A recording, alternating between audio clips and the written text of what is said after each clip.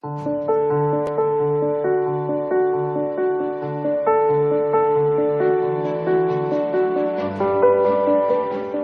my name is Rahul Verma.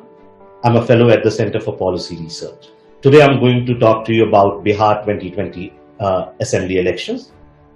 This is one of the first major election which is happening midst of a pandemic.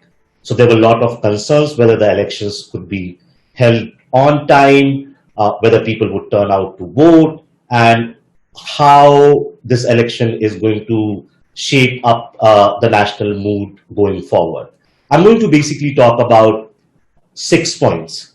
First, as many of you must have heard, the first phase polled yesterday on 71 seats, and the turnout was 54%, which is very similar to the turnout in these seats in 2015 assembly election. So Bihar turned out yesterday in the same numbers. The concern about pandemic not letting voters to be at the polling booth is sort of like taken care of. Second, this election is very, very important because there has been a lot of economic distress due to lockdown, and Bihar being one of the states which sends out large number of migrants. They return back home, many of them walk. So there are concerns whether these issues are going to sort of like play on voters' mind while they go out to vote. Second, this election is very, very important, especially for Bihar. Now, of course, one would say all elections are important, but the reason I'm saying this election is more important than others because some elections shape up the patterns of competition. So, of course, 2010, 2015 were important, but 1990 election in Bihar was really, really important because it shaped up the patterns of competition that lasted till this election. So 2020 in some ways is the last election which was set up by the 1990s patterns of competition. The parties, the leaders, the plans, they largely remain the same. In this election, what you may have seen that three very important leaders of last 3 decades are in some ways sort of like not there, right? So Lalu Yadav is in jail. His son Tejasvi Yadav is leading the charge of Rashtriya Janata Dal. Ram Vilas Paswan deceased a couple of weeks ago, so his son Chirag Paswan is leading Lok Jan Shakti Party. Sharad Yadav is sort of like very, very ill, and Nitish Kumar, the man who has been the chief minister for last 15 years, in some ways he does not sort of like resemble his own past of a Susashan Babu, a chief minister who was known for good governance, and this may be in some ways his last election. So what we are witnessing is a generational shift in Bihar politics. What we might also see that BJP, which has been sort of like a number 3, number 4 player in Bihar, might emerge as the single largest party in this election. So in that sense, we will see a rise of BJP post 2020. The third point, which many of you must have been reading or watching on television news, that there is a visible anti-incumbency sentiment against Nitish Kumar. And this is natural. This is natural for a government which has been in power for 15 years.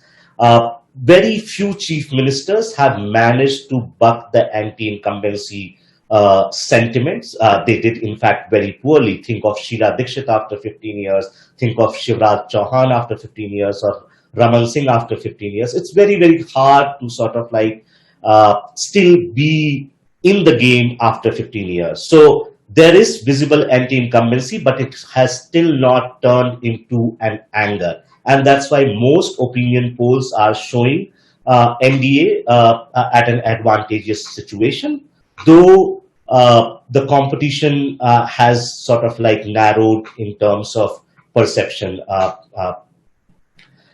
This narrowing of competition has also happened because in the months leading up to this election, a sort of like rumor or confusion was created that BJP has propped up Chirag Paswan to contest alone so that he may be able to win enough seats, and in a post-election scenario, BJP can sort of like diminish Nitish Kumar and take over the chief minister's chair. Chirag Paswan is contesting mainly on the seats which is contested by JDU. He's not contesting on the seats which is contested by BJP. So there is a sort of like this confusion, and if BJP manages to resolve this confusion now that they know the election is becoming close, the NDA's edge will continue. Otherwise, on November 10th, we might see a long counting because of a close competition. Fourth, what now appears is that Tejaswi Yadav, who was seen to be missing in action for last 2 years, have suddenly surprised many political analysts. He's campaigning hard. He seems to be sort of like drawing huge crowds in his rallies. And he seems to be a very, very good contender in this election. His party, his rallies have focused on two key issues of economic distress and promise of employment. So very, very smart campaign strategies designed by RJD and Tejaswi Yadav. We are also seeing a visible change in RJD's campaign plan. So Lalu Yadav and his party so far has been the champions of social justice, basically trying to bring in lower caste, mainly his own group Yadavs, into the political sphere as well as in jobs and administrative sphere. In this election, the campaign plan seems to have changed. Tejaswi Yadav is talking about economic justice and an economic issue. He, in fact, in one of his interviews said that the time of social justice is sort of like over or is not required as much as economic justice. So we are witnessing a new change in campaign strategy of RJD. Fifth, I think what is really important, given this election has become very, very close, new alliances have sprung up, it's more, and there is a visible anti-incumbency sentiment against Nitish Kumar, and that has yet not turned into anger, which means it's not a wave in favor of RJD-led alliance. So it's very much likely that the final result is going to be an aggregation of constituency level verdicts. And it also sort of like at the moment becomes very difficult to predict who's going to win how many seats because LJP is present in JDU constituency. There is also doubt how much Congress and left parties can pull up. So given this sort of like arithmetic, which is sort of like playing on the ground, it would be hard to make a prediction about the election as of now until the second phase sort of like happens. If you look at the map of Bihar, basically the river Ganga divides Bihar into two equal halves. So the first phase was basically southern Bihar, which is sort of like below Ganga. The second phase is going to be districts which are sort of like north and south of Ganga. And the final phase is going to be the North Bihar. And if you look at the demography of these three phases, the first phase is sort of like Dalits or scheduled caste are in dominant number or in greater numbers. In the second phase, you are much more likely to see extremely backward caste. And in the third phase, Muslims become like their share in the population is higher.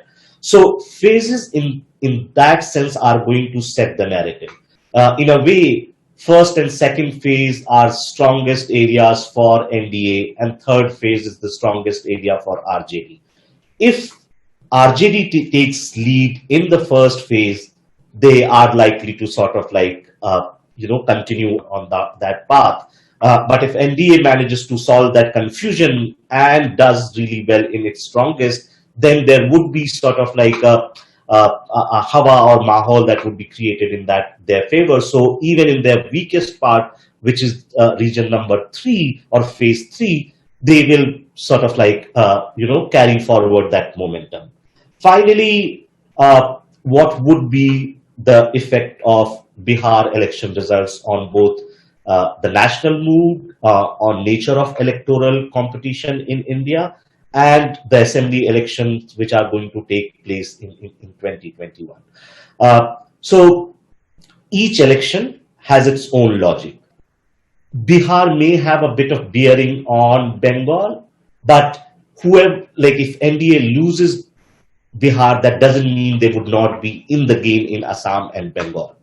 Or if NDA wins by a big margin in Bihar, that doesn't mean they are going to do really, really well in Tamil Nadu or Kerala, right? There is historical patterns of competitions, and those sort of like constrained parties to what they can do or not do in those areas. So it will have a bearing, but very small. It on the national mood, of course, if NDA loses big time, there would be a narrative sort of like playing out in the media, which is given the economic distress that has been caused by the lockdown and this pandemic, there was an anger against Nitish Kumar, and Prime Minister Modi, despite his charismatic personality, could not sort of like bring down that anger. So there would be a narrative building against even Prime Minister Narendra Modi and BJP at the center. Finally, because a new sort of like modes of communications are being used in this election, where you had virtual rallies and other stuff, many of these things would also now become very much part of campaign repertoire once the pandemic is over. So what we will see, that certain old form of campaigning will continue, but these new forms which have been tried and succeeded in the age of pandemic will become part of the campaign repertoire. Thank you.